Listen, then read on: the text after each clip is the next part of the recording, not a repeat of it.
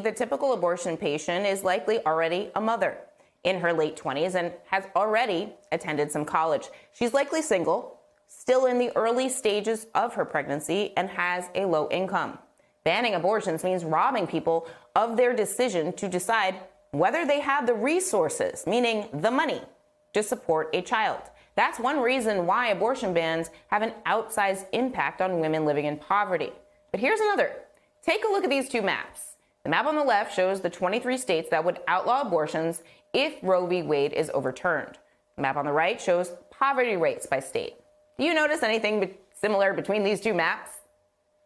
The states most likely to ban abortions: Alabama, Mississippi, Louisiana, Kentucky, Arkansas, Oklahoma, also have some of the highest poverty rates in America.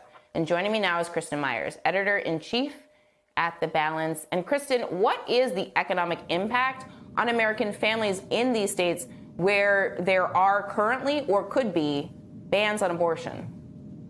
Yeah, what we currently know that nationally, the abortion restrictions that are currently in place. So this is not even considering if Roe v. Wade is overturned, but it costs the U.S. economy over $100 billion every single year. And you just had that map up showing how the poverty rates are impacted on a state-by-state basis. Texas, just as an example, experiences losses of almost $15 billion every single year because of those abortion restrictions. And that's because the women that are denied abortions essentially have reduced earnings looking into their future. They have reduced career capacities. There's higher turnover with their employment, and that has large knock-on effects, not just to their local economies, not just to their household incomes, but also to the U.S. economy at large.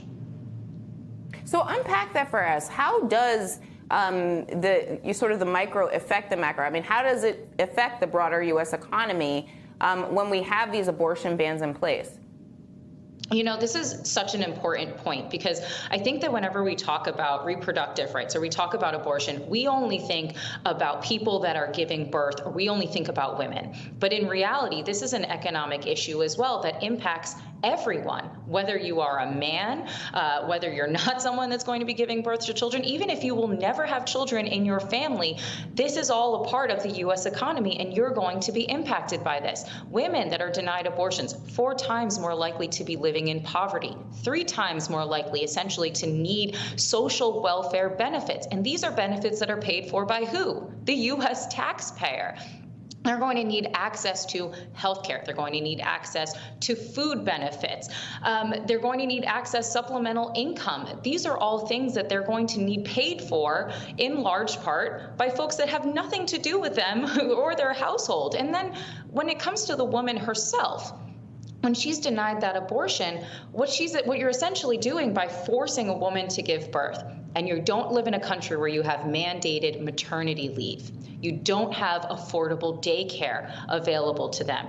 What kind of career, job, income are they going to be able to have afterwards? And just for anyone that thinks, well, hey, they should do it anyway, the cost of a child is $234,000. I decided to crunch the numbers. That's $1,100 a month. And if you couldn't afford the cost of an abortion or to travel to get an abortion, you're probably not going to be able to afford the cost of raising that baby to adulthood. More people should say that number. Say the number again. $234,000, Alina. That's how much it costs to raise a child from infancy all the way to college. I'm not even including college tuition and them getting an education, because that's a couple $100,000 tacked onto that. That's $1,100 a month. And as you mentioned, for those statistics, a lot of the women that are seeking an abortion are already parents and they're lower income. So if they're already now on welfare benefits, let's just say that that's who this woman or this person is who's seeking out an abortion.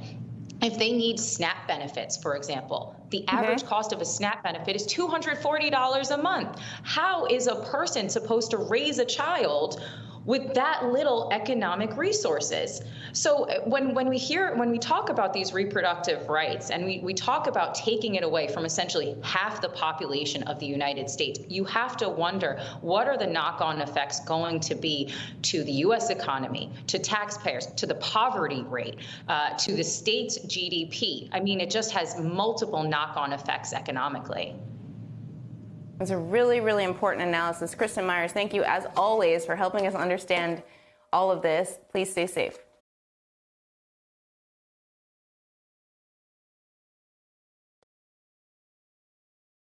Hi, I'm Zerlina Maxwell. Thanks for checking out our channel on YouTube. You can see more from Zerlina by clicking any of the videos on this screen, and make sure you subscribe below to stay up to date on the day's biggest stories. Thanks for watching.